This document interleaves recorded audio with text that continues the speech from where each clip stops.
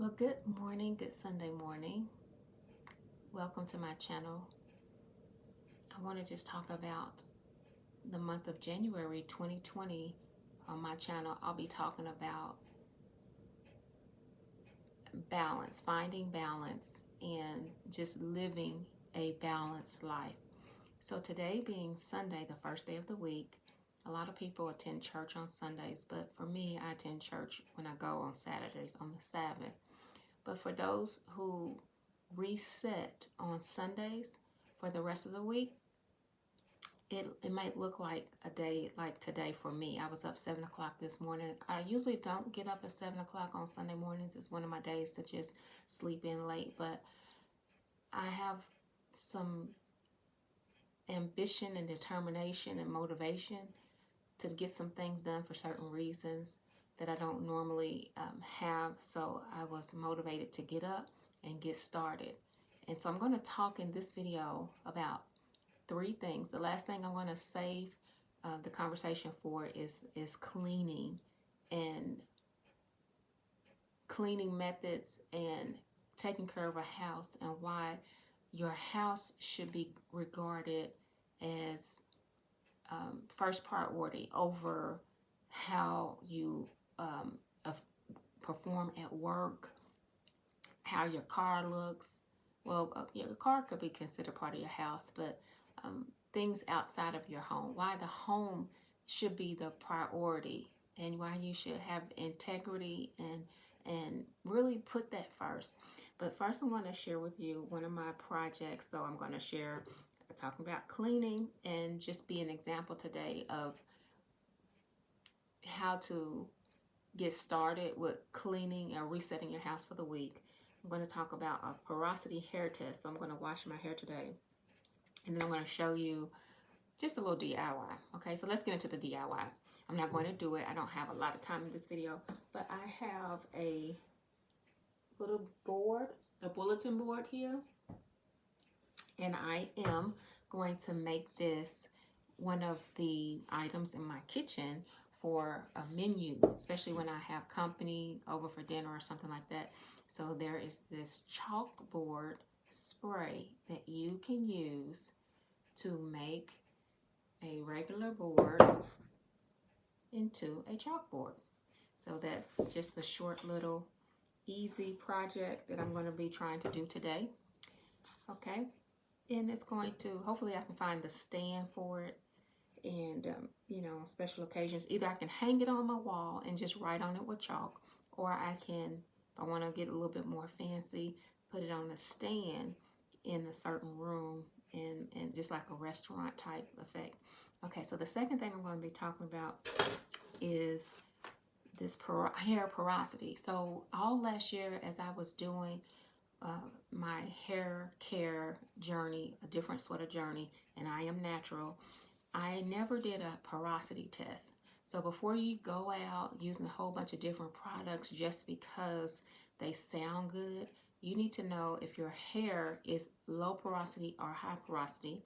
And different parts of your hair can be the opposites. You might have low porosity in the front, high porosity in the back. So one of the tests on YouTube is a float test. So right here I have a glass of water. I'm going to take one strand of my hair, but I was doing a little research this morning and I found a video. Let me put my spectacles on to tell you accurately. The video was called "Why the Float Test is Not an Accurate Hair Porosity Test." That's on YouTube. So I learned some good information. And the main things that the video was stating is because products on your hair, the sebum in your hair, and surface tension in the water or on top of the water can make your hair affect the floating or the sinking of a strand of hair. So you want to make sure your hair is clean. My hair is not clean right now, but I'm going to do something, and I'm going to let some oil sit on my hair today, and I'm going to clean it. But I just want to do this test before and after I clean my hair to see the difference. Okay, so let me just say this. If my hair is low porosity, and I feel like my hair is low porous without even doing the test, low porous hair means that your cuticle is closed and it's hard for water to enter your hair. High porosity hair means your cuticles open and it easily absorbs water and liquid and things like that. Okay, so let me just take a strand from this section. I still have my hair in braids, but I have a piece that's loose. I'm gonna try to break this off. Okay, I have a piece. Hold on. Not very. Let me try to get a longer piece. Okay, see this strand right here? Might be more than one strand. I'm going to. Ooh! I pulled that. Oh, that hurt. Okay, see it right here?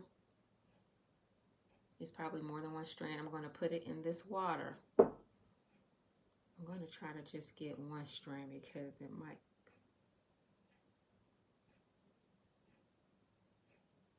You probably can't see this, but there is one strand.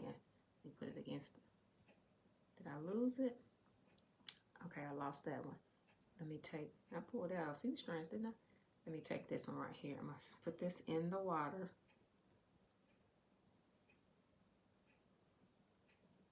I don't know if you'll be able to see that.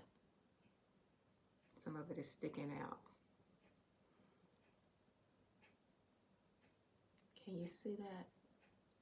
The strand of hair is floating. It's not sinking. Now I do have heat flat iron. This is an old flat iron, so I do have product in my hair. I think I did something for natural heat protectant, and then I flat ironed my hair. But clearly, if you can see, the hair is floating on top of the water, which means that my hair is low porosity hair, okay? Now, people who have low porosity hair may have protein sensitivity. So all last year, I was doing avocado treatments. I was calling myself wanting to do them once a week, but I didn't do them once a week all the time. But maybe I wasn't doing myself a service, because the best way to care for your hair is to know what your hair needs and what it doesn't need.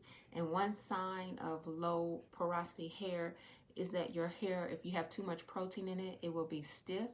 It will be brittle, easy to break. So you have to know what products to use for your hair. So when you know your porosity, it helps that in that way, okay? Let me make sure that's all I want to say. So I know that avocado is a protein, okay? And then I believe egg is a protein, and I believe coconut might be a protein, but I just read that the oils are 100% fat, okay? So I'm going to put coconut oil in my hair. One of my African sisters at an African store I went to suggested that I put, on a day like today that I'm going to be cleaning, that I put coconut oil in my hair, covered up with a plastic cap, and then